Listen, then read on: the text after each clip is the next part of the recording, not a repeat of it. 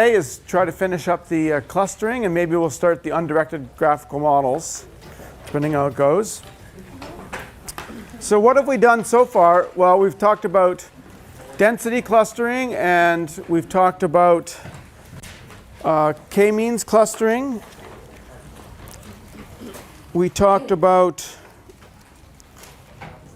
what else did we talk about? Did we do, we did hierarchical clustering? Yes. Yes, no. We got a few yeses and nos. Covered part of it, that means. All right. Yes. Yes, I think we did. And now I want to talk a little bit about spectral clustering, which is a more recent technique. It's still in the yet to prove itself class, I think. I'm not sure whether it can do things that other methods can't do, but I think that remains to be seen. Jisu's joining us today. With a present. These are the assignments? Yes. Okay, I'll give them out at the end. Right. Okay, thanks, Jisu. Okay. All right, so what's spectral clustering? So spectral clustering works like this. We're going to have some data we want to cluster.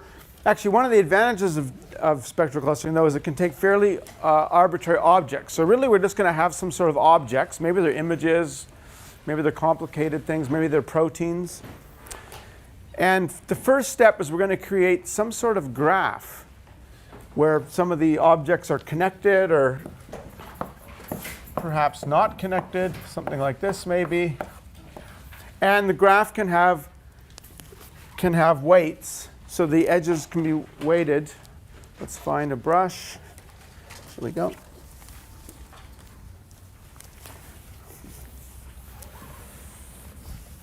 So we're going to have a graph G, and we're going to have a matrix W.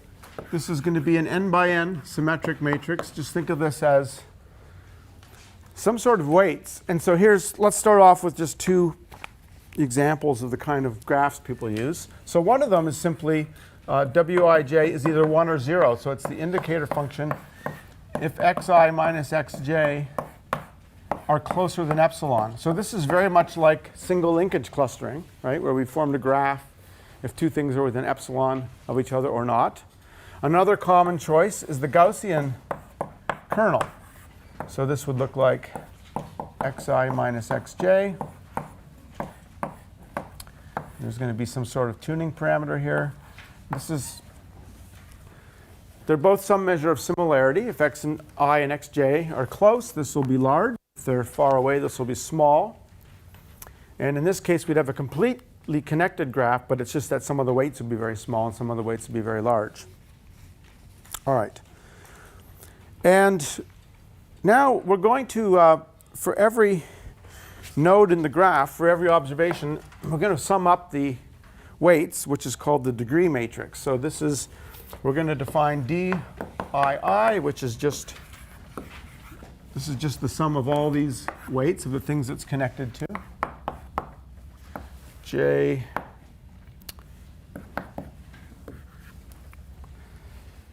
and then we put these into a diagonal matrix, the degree matrix,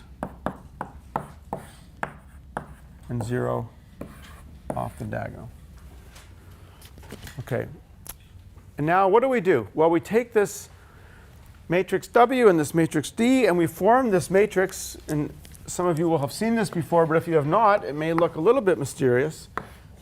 And there's different versions of this matrix, but I'll use this one for the moment. It's D minus W. And this is called the graph Laplacian. How many of you have seen graph Laplacians before? Oh, probably about half of you. OK. If you've taken any sort of graph theory, probably you would have come across it.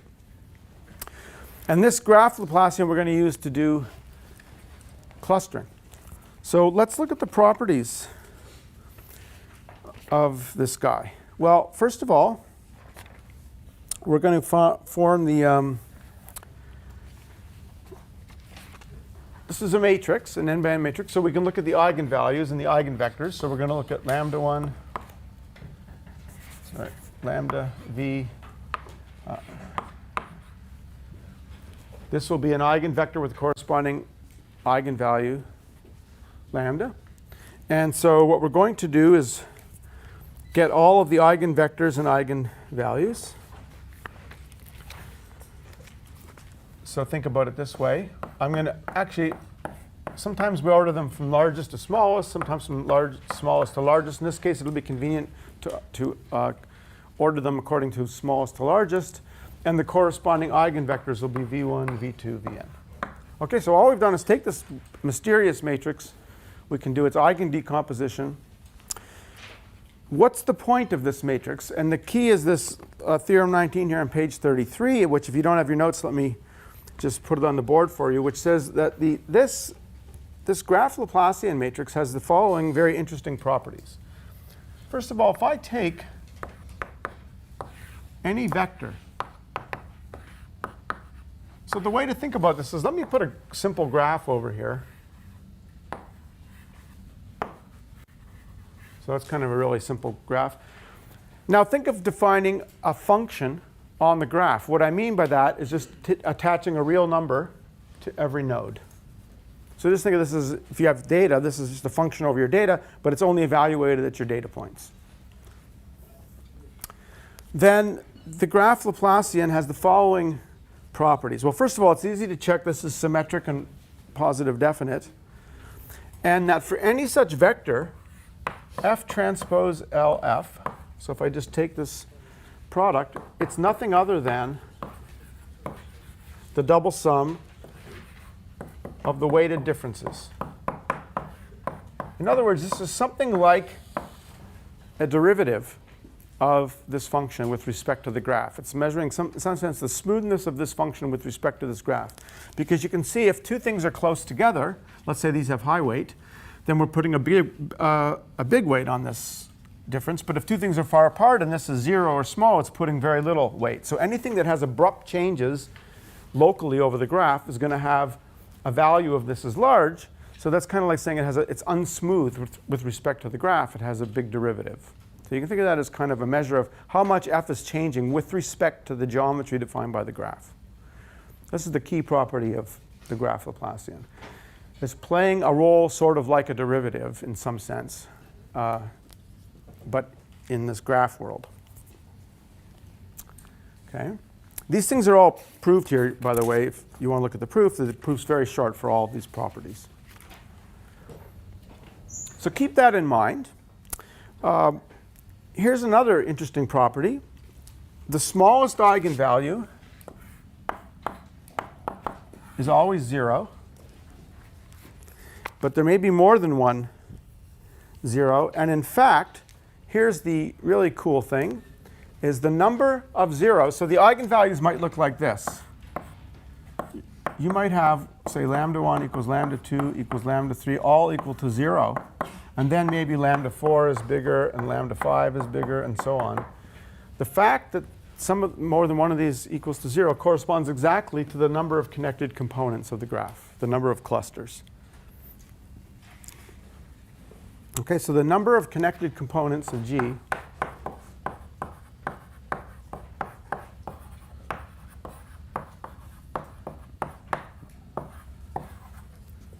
is the number of lambda j's such that lambda j is equal to 0.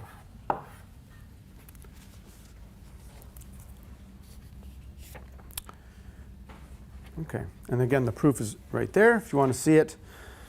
But so you can see immediately this graph Laplacian is giving us some sort of information, obviously, about the clustering. It's a little bit less obvious what it's doing for the higher eigenvalues and higher eigenvectors, and what happens if the graph, if it's complete, what's it doing, and so on. But at least in simple cases like this, it's clearly finding for you the connected components. In fact, this is nothing other. If we use the first matrix I put up, which was the one like this is nothing other than single linkage clustering, or hierarchical clustering. And this is just a way to find another way to find the clusters from single linkage clustering for a particular level epsilon. Okay, but let's try to get some feeling for what's going on more generally. What do the other eigenvectors and eigenvalues represent? And the key is that, remember, what this thing is kind of measuring is smoothness in some sense.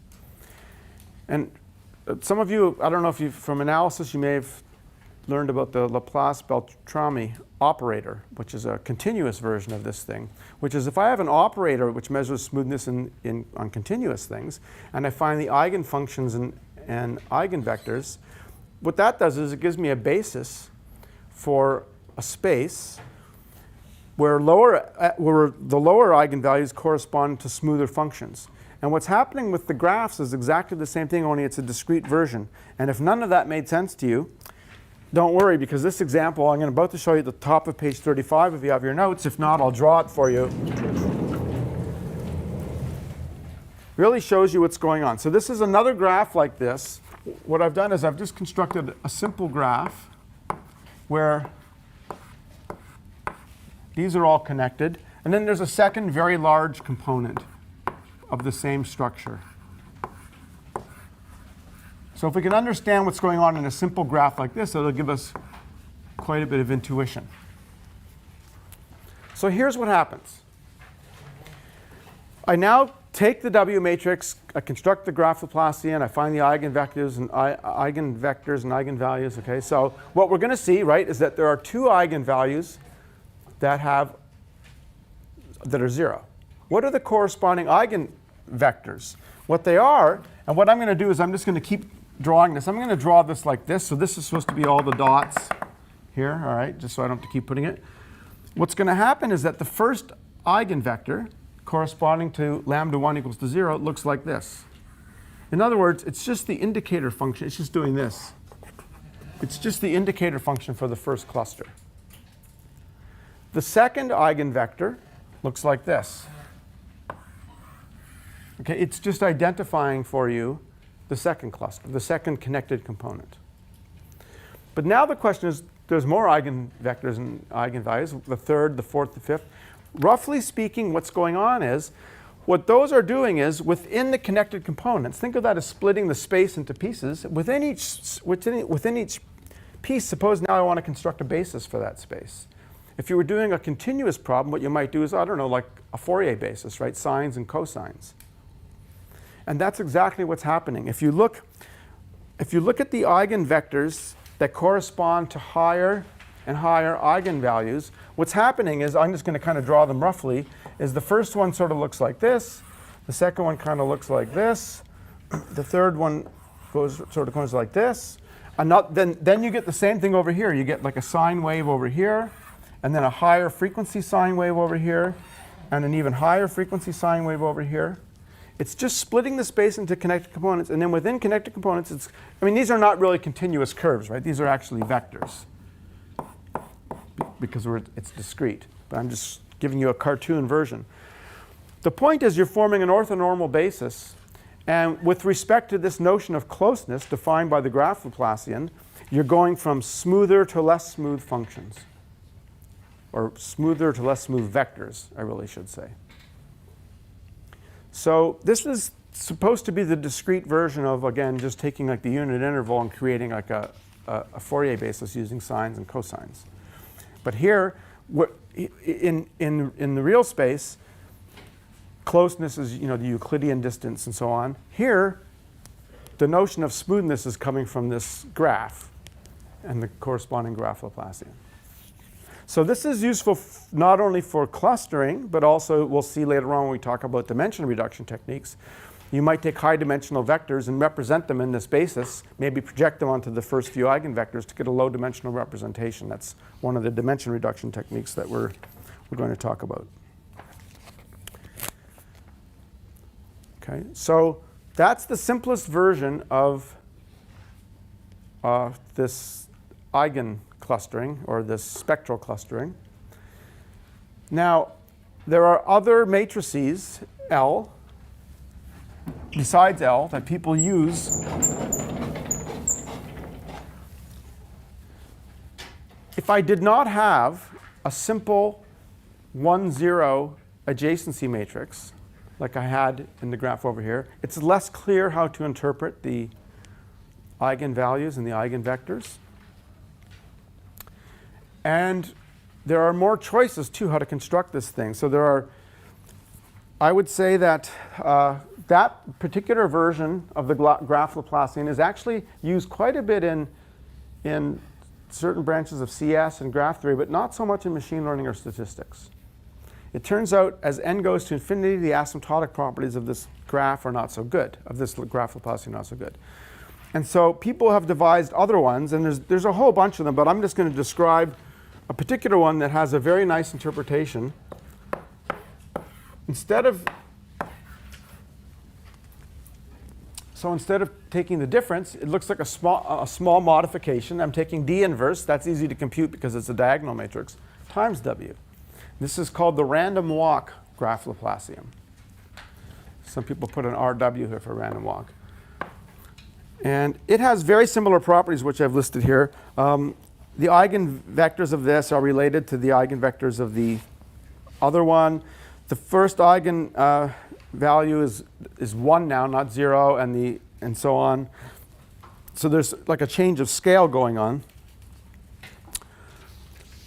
But nonetheless, this is similar to that thing. And again, we can do an eigen decomposition of this thing, and you can think of it as forming a basis corresponding to this graph. But what's the interpretation of this? But the nice thing about this is, and I think this goes back to Koifman, as far as I know, it has a very, very nice probabilistic interpretation. So remember that really what people use in practice is some sort of kernel. The 0-1 thing is not so useful in practice. More likely people, well, it depends on the application, of course, but I'd say it's more common to have some sort of Gaussian kernel or something like that. Think of this again as a measure of similarity. That's big when two things are close so that they're similar.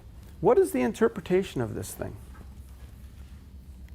Well, actually, if we think about what does the ith element of this look, let's look at Lij. This is going to actually look familiar. Over the sum of the weights. This should start to look familiar, right? Looks like a kernel divided by the density estimator. In fact, if I multiply the top and the bottom by 1 over n, I'm going to get 1 over n times the kernel value. And on the bottom, that's just the kernel density estimate at xi. So you can see it's related to that density estimation, but it actually has a very, very specific interpretation. So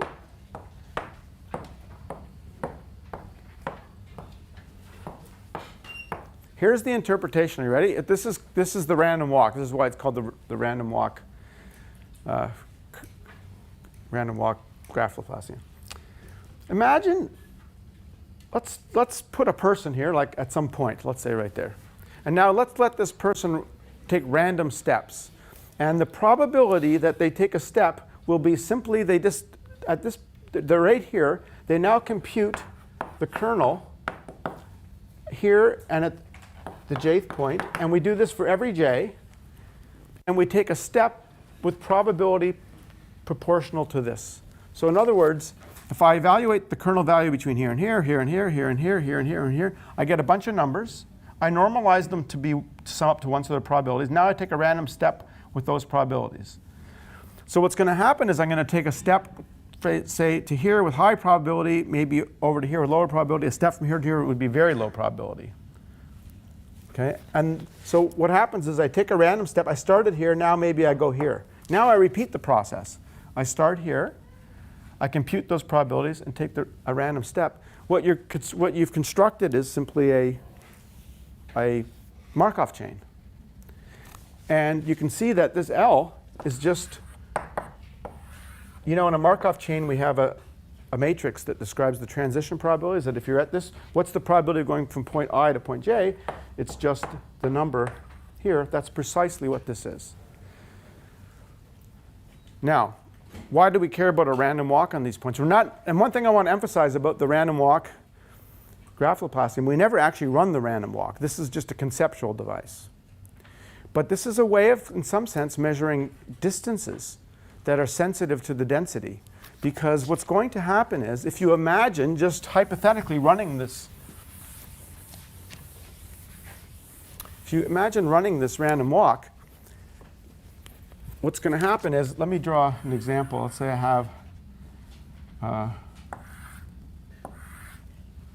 set over here, then it's got a thin connection with some other set over here.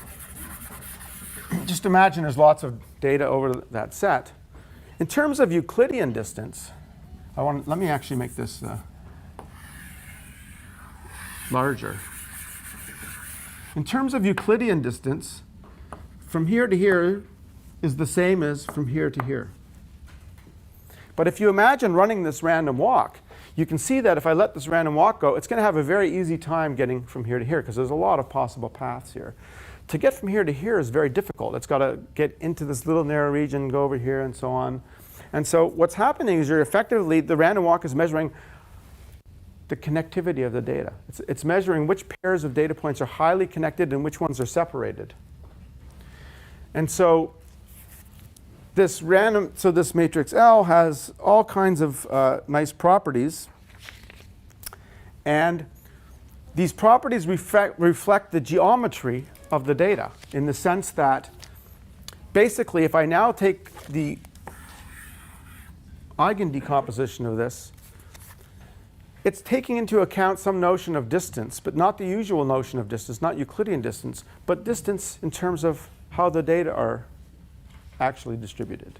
It's some notion of density distance. It's like saying these two things, roughly speaking, it's saying these two things are close because there are many, many, many paths connecting them.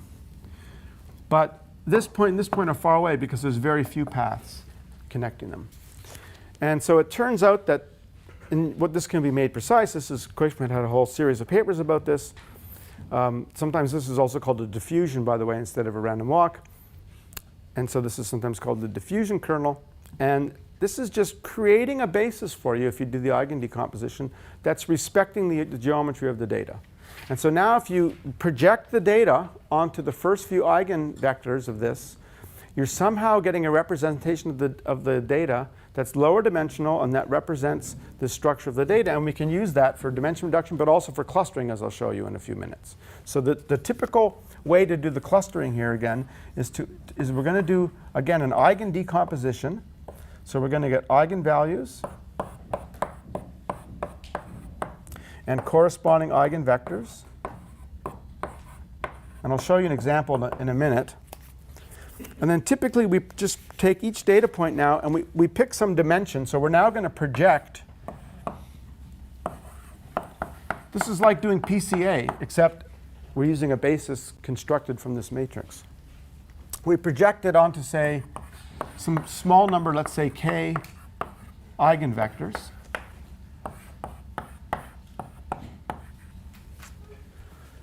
And the hope is that somehow we've now captured the structure of the data and we can just apply ordinary clustering, like k-means clustering, to these projected data points. So there's a lot of steps here. You have to choose a kernel. The kernel often has a tuning parameter in it that has to be chosen. You have to decide how many vectors you're going to project onto. You now project the data into this spectral world. Now you have to decide what algorithm to run, and there might be tuning parameters there too. Okay? So I know this can sometimes get a bit confusing, so let me just show you again a few examples. So the first example is at the bottom of page 37. It's a made-up example, but I want to show you the magic that happens when you do this.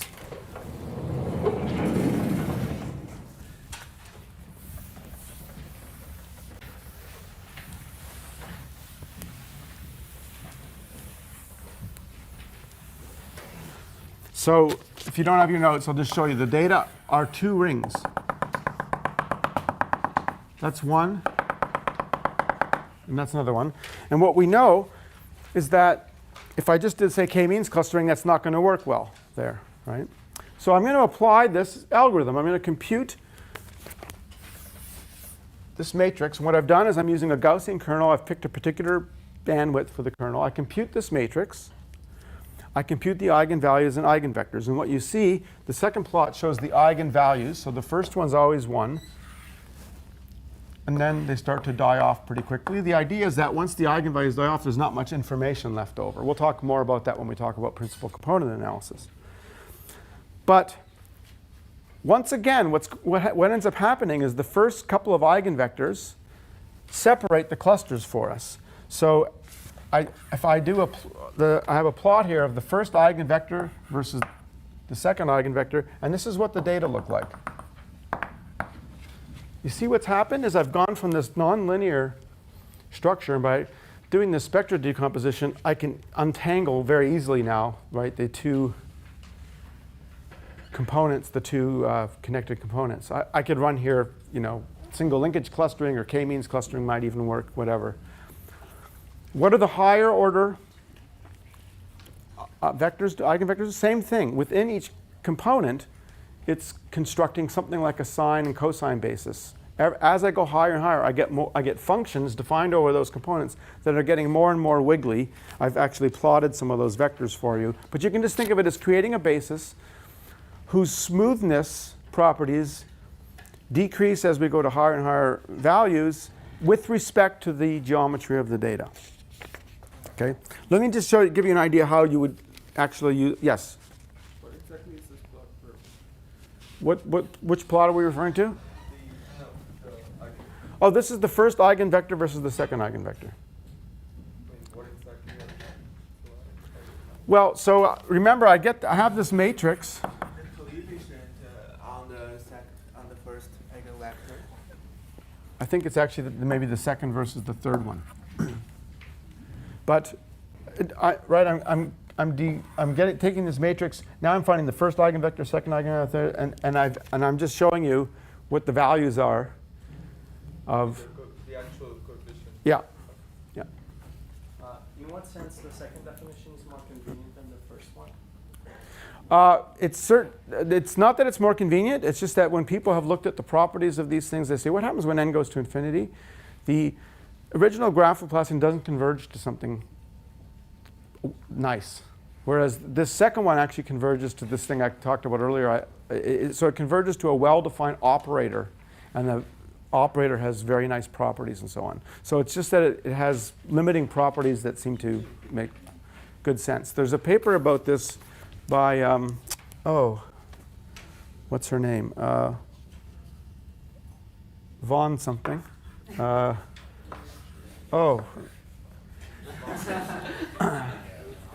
Maybe if I... Von Luxburg.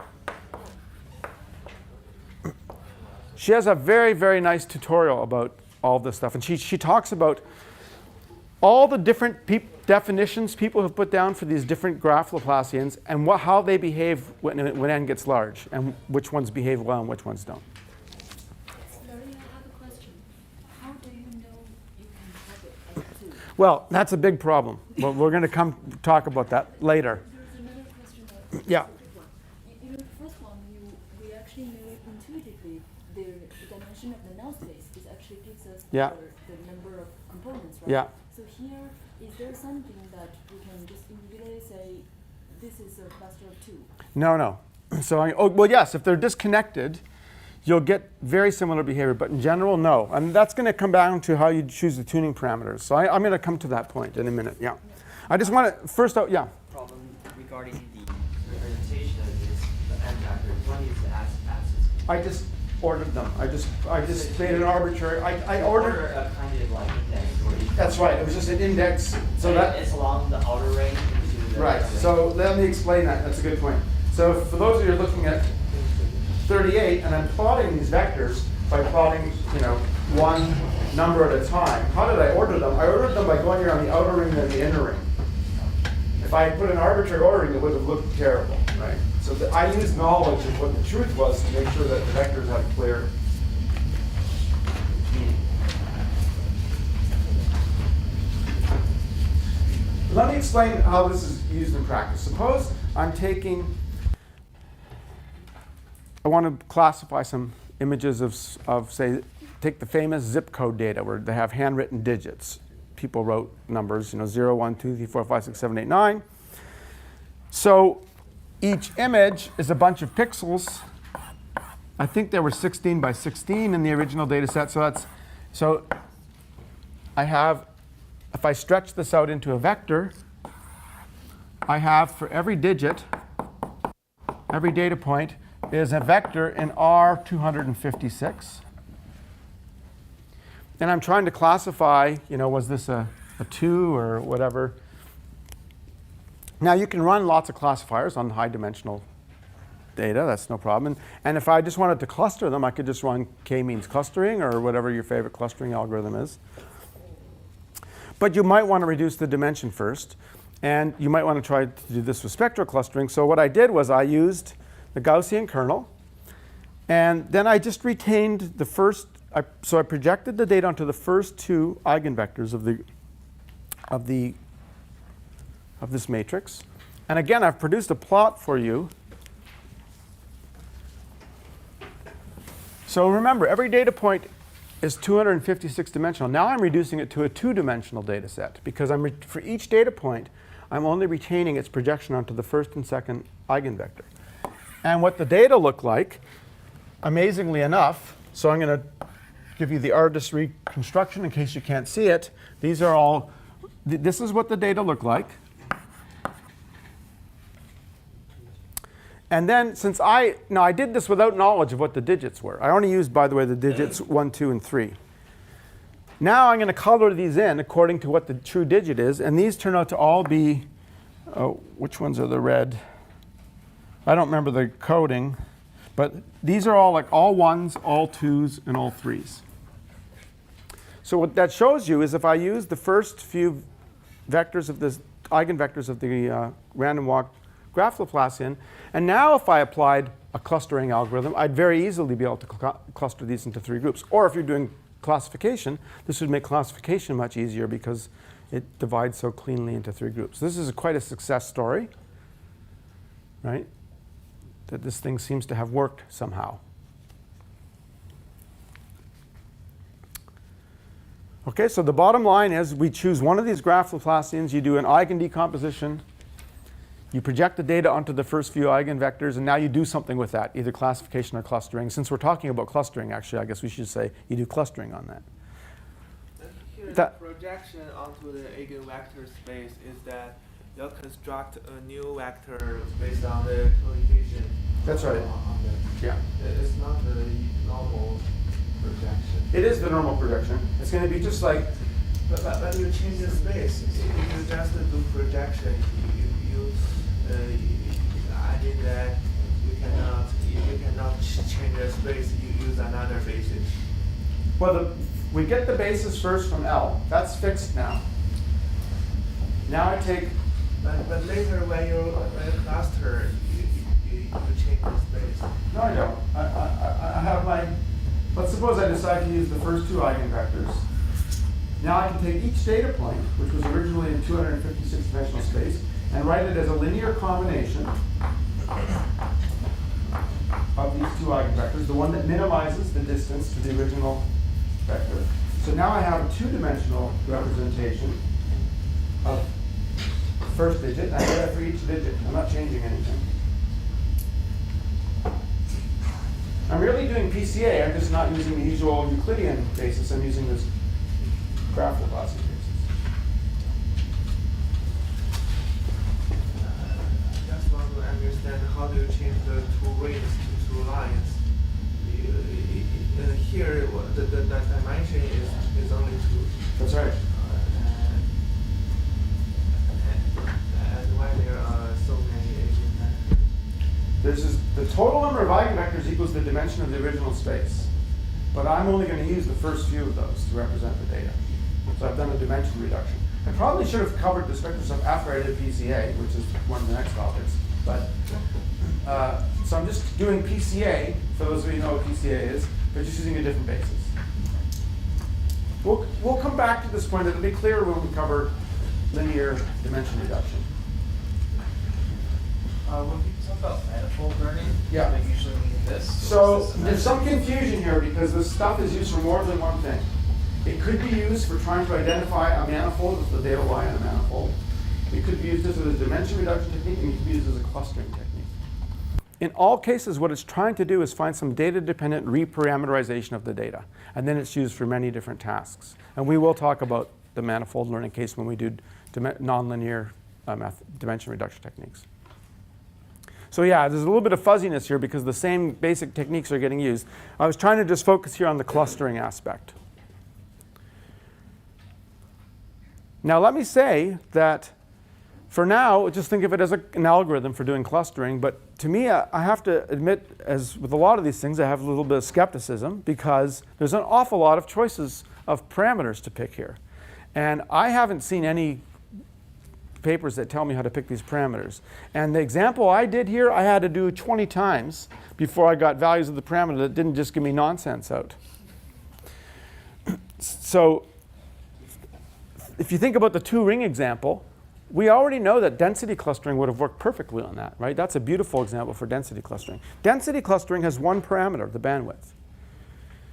Here, we have to pick the kernel, the bandwidth, the number of vectors to project onto, and then there's some clustering method you're going to apply once you project onto those vectors, which also involves tuning parameters. So there's at least 4 tuning parameters, maybe more.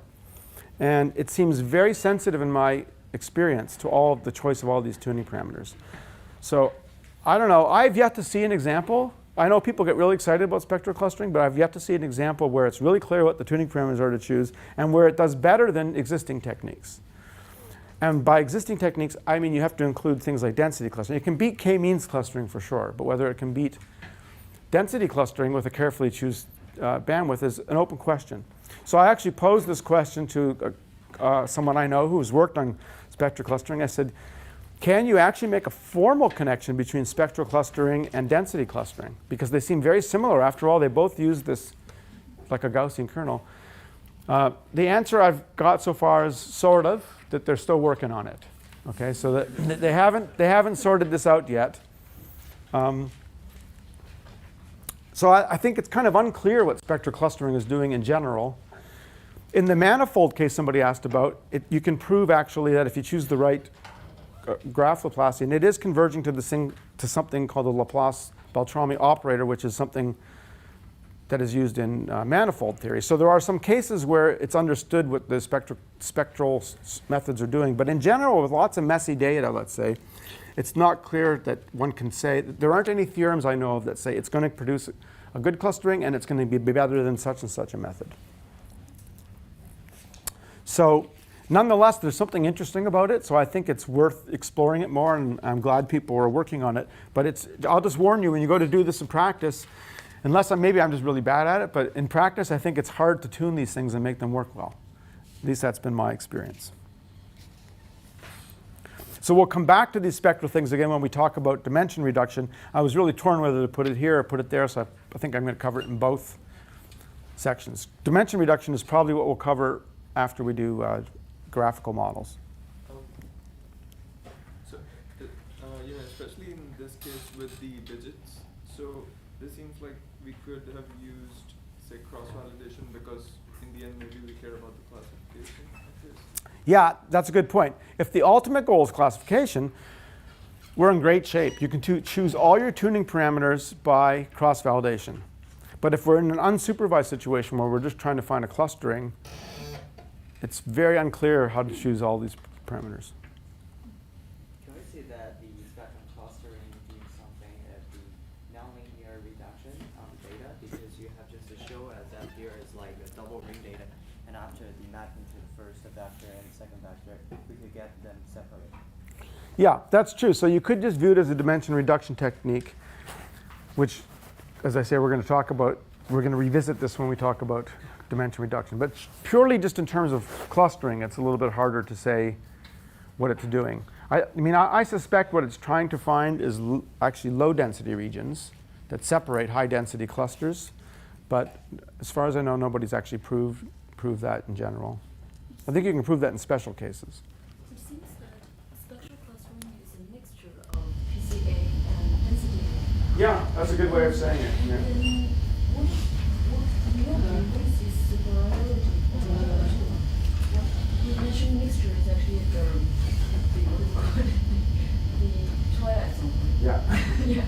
So, but what is the advantage over the other two? Well, when we revisit these spectral techniques, we're going to see that these spectral methods, another way to think about them is actually what he just said, is it's just a nonlinear dimension reduction technique. So another way to view all of these things, and we'll get to this later, is there are things like multidimensional scaling, which are linear methods for reducing the data, and a lot of these spectral techniques can be thought of just as kernelized or non-parametric versions of multidimensional scaling. So basically, kind of more non-parametric dimension reduction is probably a better way to think about it. Maybe I should have done dimension reduction first and then clustering, and probably would have been clear. Okay, so I still have trouble understanding that projection. Here, each data xi has its own dimension. For example, here we have 2. But those eigenvectors are of dimension n. yeah, so let me. So how do you project the dimension 2 to the dimension vector? Dimension n times space.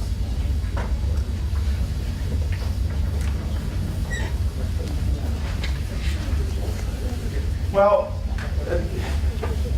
there's the dimension of the space. This. Maybe we should talk about this when we do dimension reduction, because there's a dimension. Anytime you do these projection methods, there's 2 dimensions. There's the encoding dimension and the decoding dimension. So I think I know what's confusing you now is that, do you know PCA? Yeah, so you know when you do PCA, suppose I had data that look like this, and I find the first principal component, and now I project, say, this point here, and I project this point here. There's 2 representations of the projected data. There's the coefficient onto this vector, which is one-dimensional in this case. I've taken a 2-dimensional data set and I've represented it as a one-dimensional object. Or I can represent it actually in the original space as this 2-dimensional object, which happens to live on a one-dimensional subspace. And that's always full-dimensional. I guess the confusion is that you have your objects live in some space, but once you define the kernel, it's just you have like this kernel matrix. And that is like an example by an example. So it's kind of the dimension of the original objects kind of disappears once you have the kernel matrix in some sense, right? That's right. So because this thing is always n by n. And the vectors are high, but each of the vectors, just to be clear, when we're projecting onto those vectors are n-dimensional still. But the number of vectors you're projecting will be much less than that. So it's just like saying, do you consider this a one-dimensional representation or a 2-dimensional representation? I don't know if that clarified it or confused you. Let's move on because we'll come back to that point again when we do dimension reduction. It's not a huge deal. I can tell he's going to obsess about this the rest of the time. All right. So we've been through a lot of methods, and that's enough methods. I mean, we could keep going, right? There's thousands and thousands of clustering methods. There's new ones that are invented every day. I just want to mention 1 or 2 other last points, okay? So here's a really interesting problem that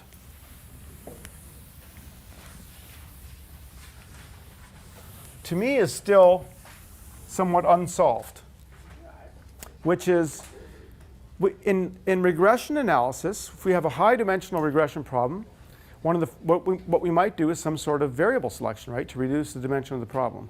So the question is, how do you do variable selection for clustering?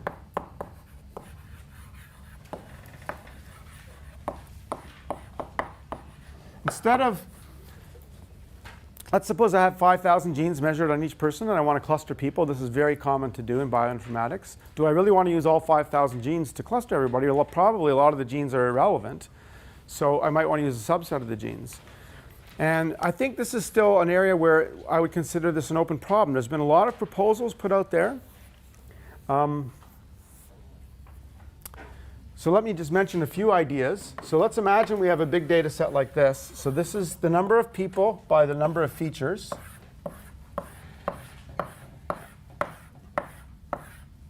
And again, I want to choose maybe a subset of features on which to do clustering.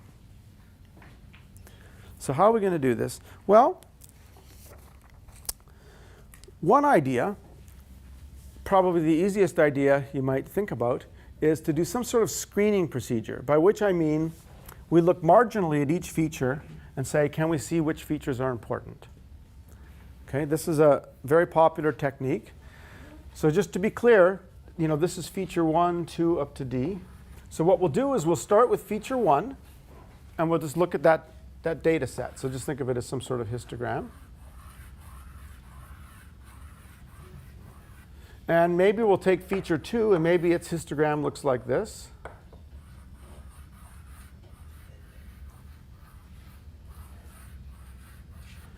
And I think if we look at this, we might think, well, maybe intuitively, feature 1 is not helping so much with the clustering. Feature 2 is.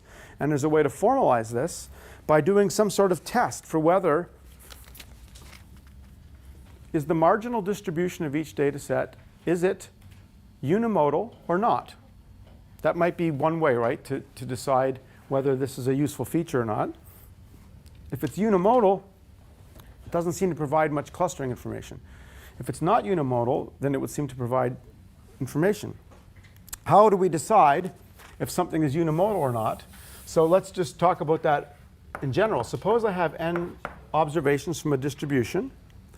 Let's suppose we'll rescale it so it's on 0, 1, just to keep it simple. How do we test the hypothesis?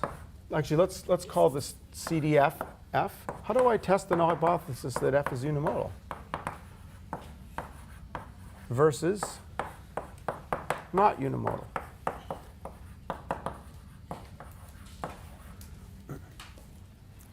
Unimodal means like the density is going to go up and then go down. And so the answer, it's not the answer, the first answer, and probably the most commonly used answer, is something invented by John Hartigan. John Hartigan is a character I haven't mentioned before in all my discussions of interesting people. Hartigan's a very interesting character. He's at Yale. He did some of the earliest work on clustering. He wrote a book called Clustering, which was one of the first books on clustering. He did some of the most fundamental work on k-means clustering and other versions of clustering. So if you ever look back at papers and older papers on clustering, you'll often see the name Hartigan. He invented density clustering. He did a lot of interesting stuff. And for him, clustering was sort of a side thing. He was more of a mathematical statistics guy. And so he also has a lot of important theory in mathematical statistics. He also defined the first test for this that I'm aware of. It's called the dip statistic.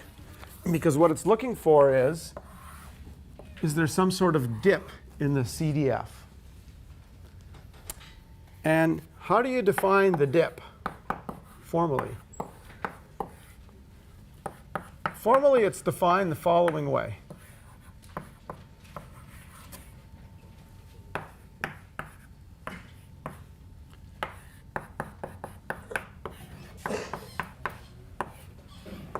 So here is some given CDF.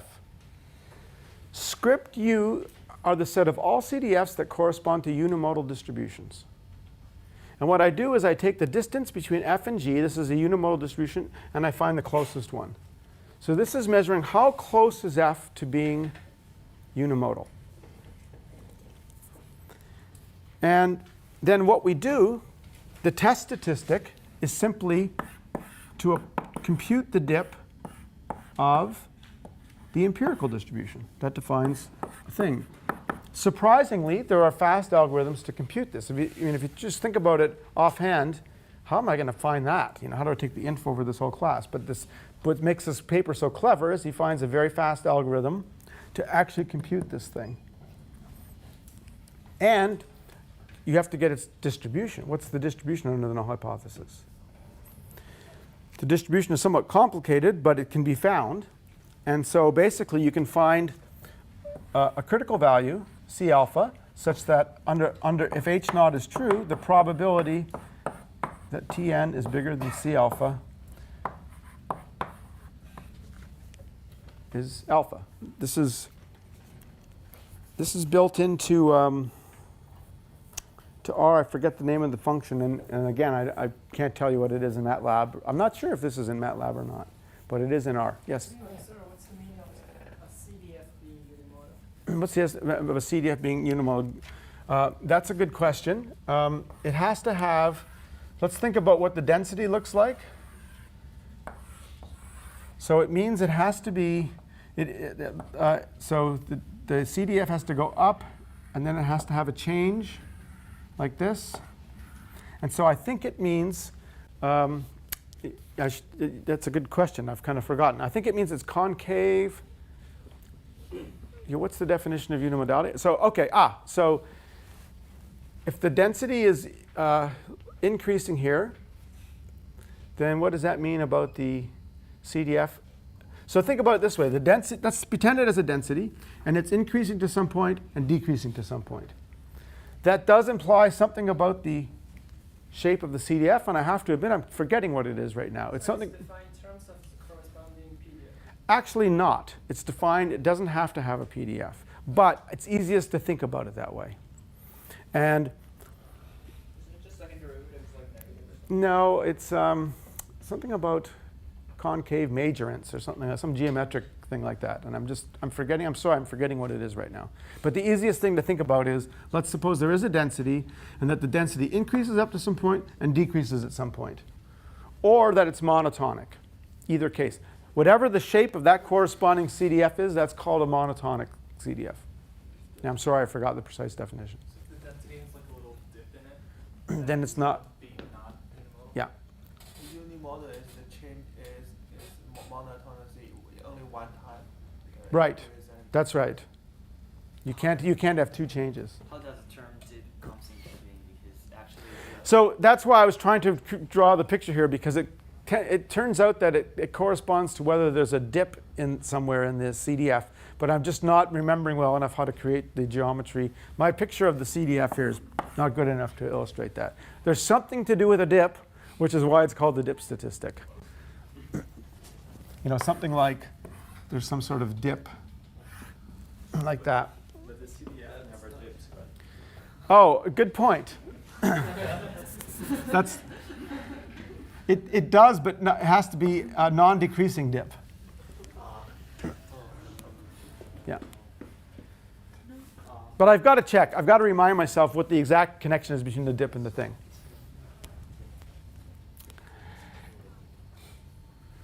Yeah. So the amazing thing is that this can be computed at all, actually, but it can be computed very quickly. And this gives you a well-defined hypothesis test for whether the distribution is unimodal or not. OK? So now, you found it. Yeah, it's a paper. You found the paper Oh, paper. Deep, what's it called? Deep test of unimodal. by Hartigan. Yeah. Hartigan and Hartigan. That's it. Yeah. So there are a couple. That's his wife. She's an epidemiologist, and so I think it's one of the only papers they wrote together. That's how they get married. Yeah. So that's the paper. Yeah. Yeah, check the paper, because I'm sorry, having a senior moment, I've forgotten the exact definition. OK, so how do you apply this, though? So very simple. You take each column, and you run the dip test. And there are other tests for unimodality, by the way, but the dip test is particularly fast and simple. And now you find out which ones are rejected, and those are the ones you keep. That's the idea, right? If it's unimodal, you say that's probably not informative, I'm going to throw it away. If it's not unimodal, if I reject it, I keep it. Okay, that's the idea. Now, here's a question. Does this work? Do you think this works? Is this going to find the relevant variables for clustering? It has some intuitive appeal.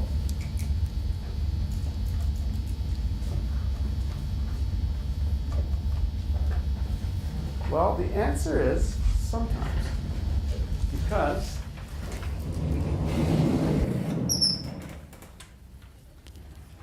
let me show you 3 examples.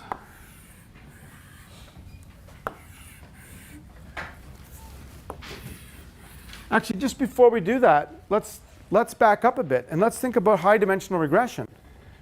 To do high-dimensional regression, we do things like what? Forward stepwise regression or the lasso or something like that. We never did marginal regression. You could regress y on x1 and decide, does that look significant? Then you could regress y on x2 and say, does that look significant? Then you could do y on x3 and say, is that significant? That's called screening. And people don't usually do that unless if it's very, very high dimensional. If you have a million covariates, people will actually do that as a first step just to reduce the number of covariates you have to consider.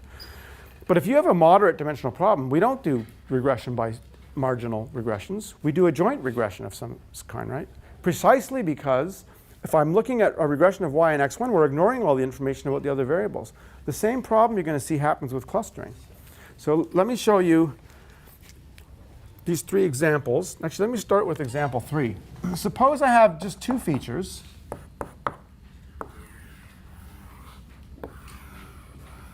And these are I have a really clean data set, looks like this. It does seem like I could do the clustering knowing only x1. In some sense, it seems like all the clustering information is in x1, right? And the screening method would probably work here because I'll get the marginal density of x1 looks like this, so I should reject that test. And the marginal density here maybe is something like this. So we're going to say, OK, x2 won't be rejected. And so we're going to just end up picking x1, and we will recover those clusters. Okay? But what if the data look like this?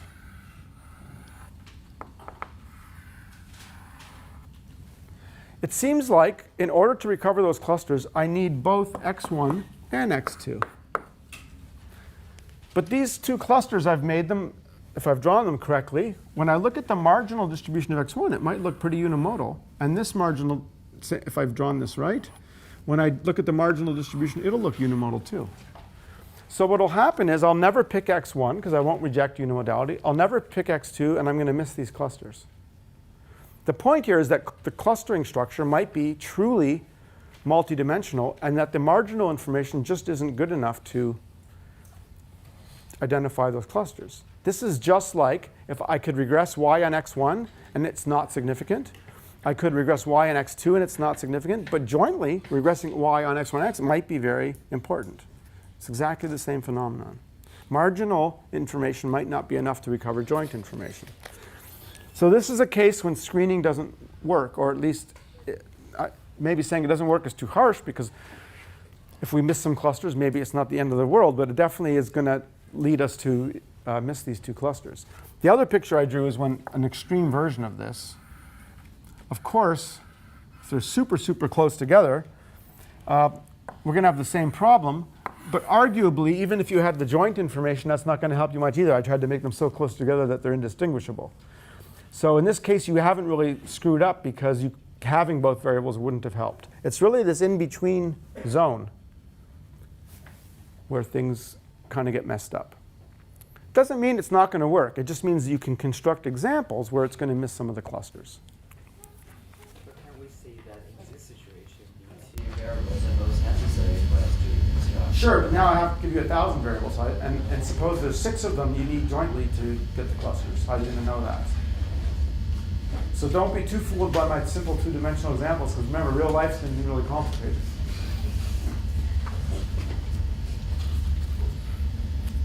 So I'm not saying screening is a bad method, but you do have to be aware that because of this phenomenon, you have the potential to miss certain clusters. But it does raise the following question.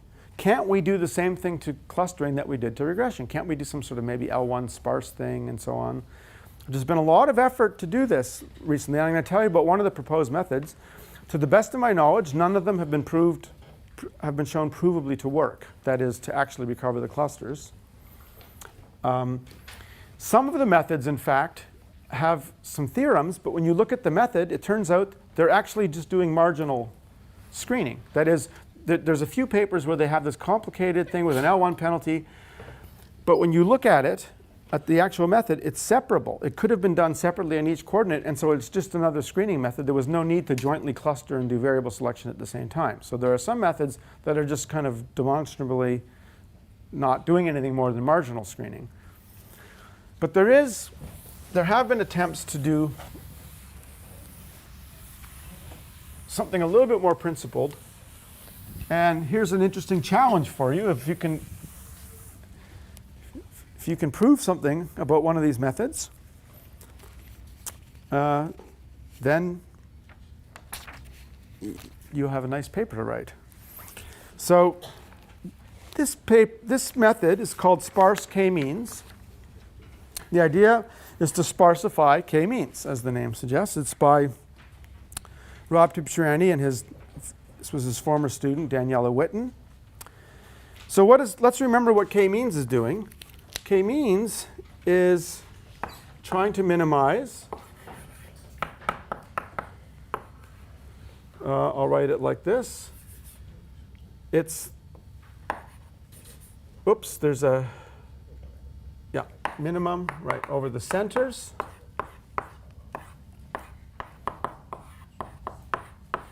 Okay, that's the usual k-means that we're trying to minimize, right? We have this loss function, the distance of each point to the center, and we take the minimum distance, and we're trying to find the centers that minimize that.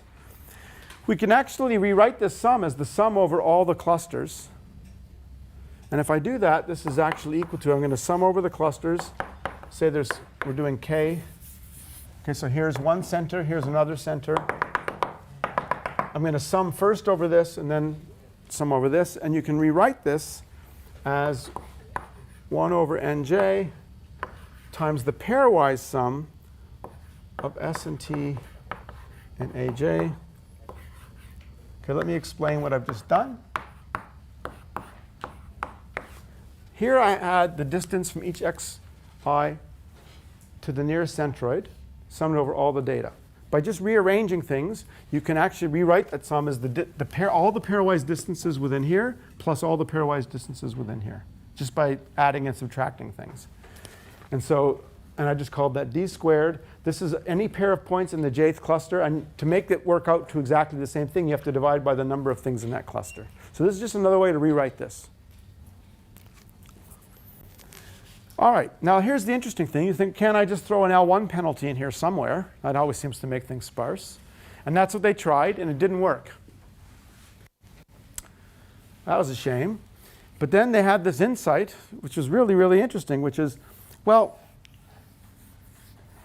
there's three, if you stop and think about it for a moment, there's kind of three quantities you can compute here. There's this within cluster variability. That's this. You could compute the same thing over all the data points. I could take each pair of points, sum them up and square them and take the average. What do you get if you do that? That's a good side question. If I take a data set and take every pair of points, let's just even take a univariate data set and look at all sums of squares over pairs of points. What do we get? You get 2 times the sample variance. That's just another way of writing the sample variance. We usually write it as xi minus x bar. But you don't have to do that. You can write it as distances between pairs of points. This is called the U statistic representation of the sample variance. So this is like the within sample variance and then the average of those. We could also take the total variance, which would just be all pairs.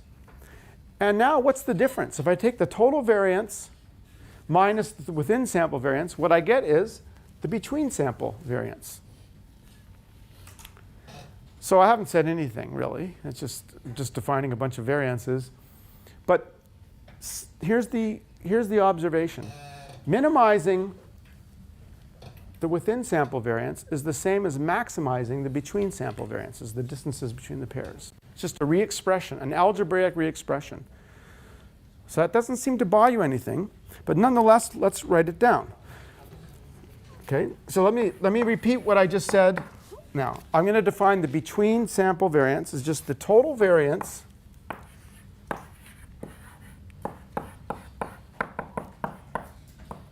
this is just the distance between each xi and each j squared averaged over all the data, minus this thing.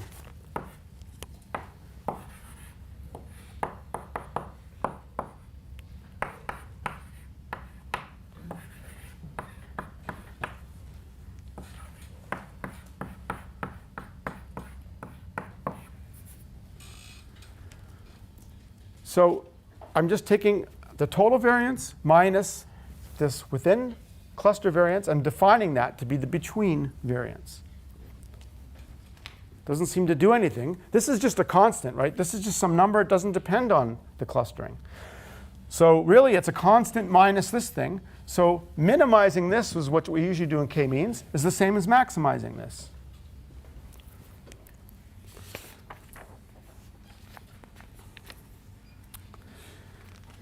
And now here was the insight they had. I don't know how they had this, because I must say, I think a lot of people had the idea of trying to put some sort of L1 penalty in this and saw that it didn't work. And what do I mean by putting an L1 penalty here, by the way? What would an L1 penalty look like? It would mean that the distance squared between two vectors, instead of using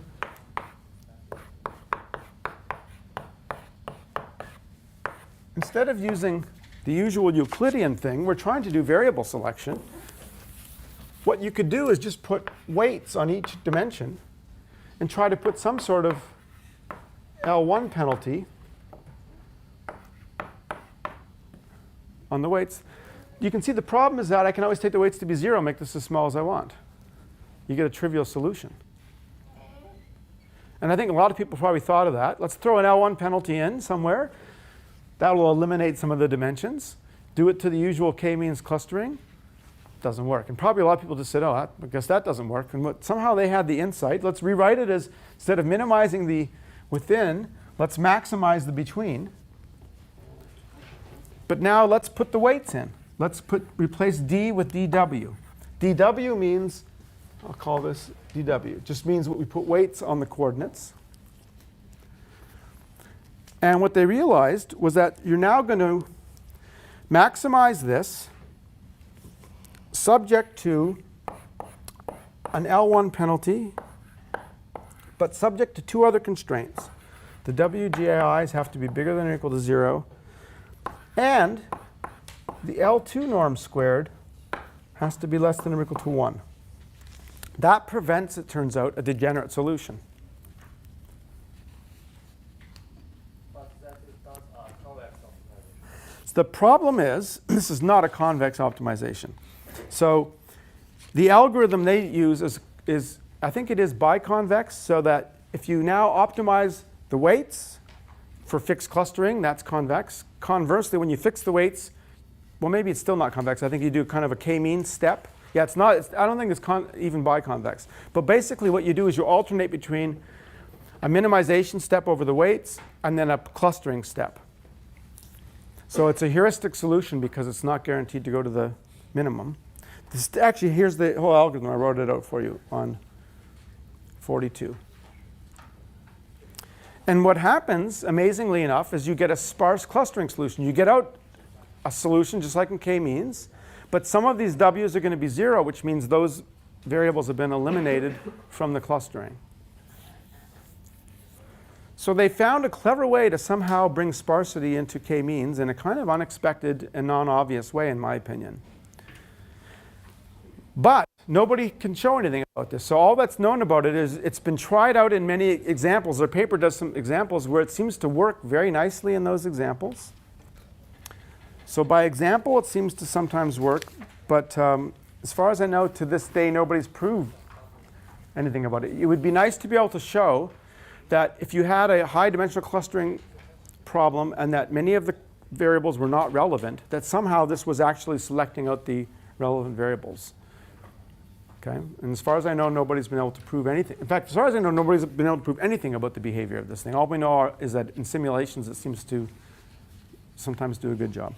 So this is a really interesting thing, and in the sense that I think it's largely an unsolved problem. People keep coming up with algorithms, but we don't know if they really work or not, except by example.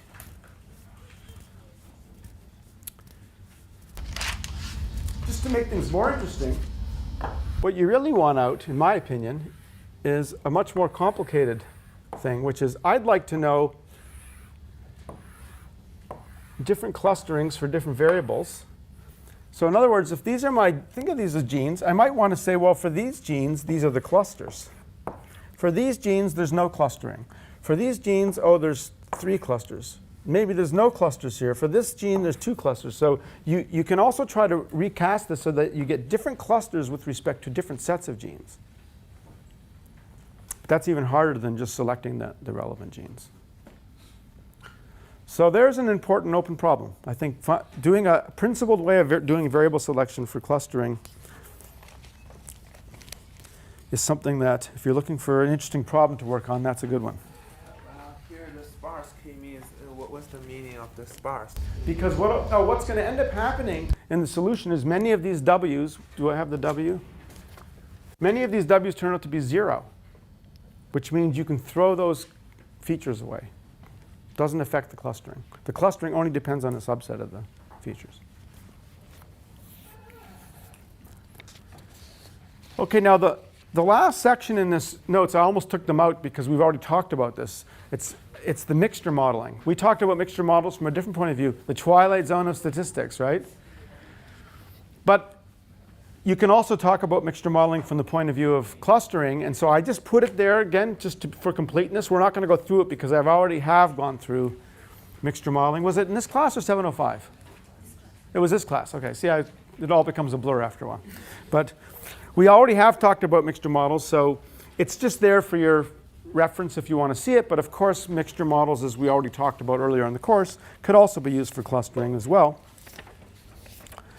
And if you just want to be reminded about that, I just put all those notes, including the EM algorithm, which you would have learned in 701, is also there for your review. OK? So let me summarize the big picture here, because we covered a lot of clustering stuff. I think of them as being in kind of 4 groups. There's the k-means, and there are related techniques. There's density-based clustering methods. There's hierarchical clustering, and there's spectral methods. There's lots of other ones, but most of them can be fit into at least one of those categories. There's still a lot of work being done in clustering, especially high-dimensional clustering, and especially this problem about how to do some sort of principled variable selection for clustering. OK, so that really brings us to the end of the clustering, and I want to start moving on to our next topic, which is another unsupervised method, which are graphical models. So, of course, we'll jump into it in detail starting on Thursday. But let me just say a few words about it. Is that I'm going to cover it a little bit differently from how you might have taken it in other classes. How many of you have taken the graphical modeling course or are taking it? OK, so about a third of you, maybe a quarter of you. So there's definitely going to be some overlap, of course, between the two. But a few warning points. I'm not going to cover directed graphs, because you should have had that in 701.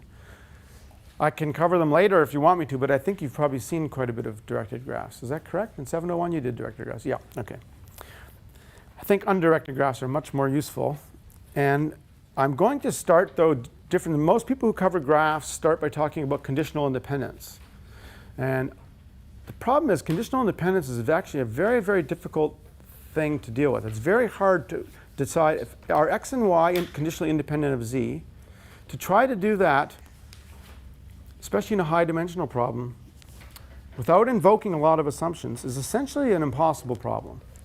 So I think that's the hardest version of graphical models. So I'm going to kind of work from reverse. What we'll do in this, when we cover this, is I'm going to start with what are called marginal graphs or correlation graphs, which are just graphs based on correlations between pairs of variables. But that's also going to give me a chance to introduce something to you, which is something that's happened in about the last 4 or 5 years, which are new ways to measure dependence between variables and between vectors. There's been a lot of interesting recent work on that.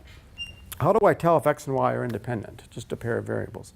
And there's actually been recent work. You would think that would be solved years ago, but there's been some very interesting recent work. So we'll talk about marginal correlation graphs first, and we'll do that in some detail. And that'll also be a chance for me to introduce the high-dimensional bootstrap. And we'll probably say more about the high-dimensional bootstrap later in the course. Then we're going to transition to what are called partial correlation graphs. Then we'll make the jump to conditional independence graphs. We're going to go from the easiest to the hardest. And by easiest to hardest, I'm talking about statistics. How hard is it to solve that problem statistically? So I want to go from the easiest to the hardest. And then we'll talk about all the properties like Markov properties and cliques and things like that. So make sure then that for next time you download the notes or bring your laptop, whatever, with the undirected graphical modeling notes. I have assignment 2, and for those of you who didn't pick up your project description, I'll put that over here. Let me put out the assignments.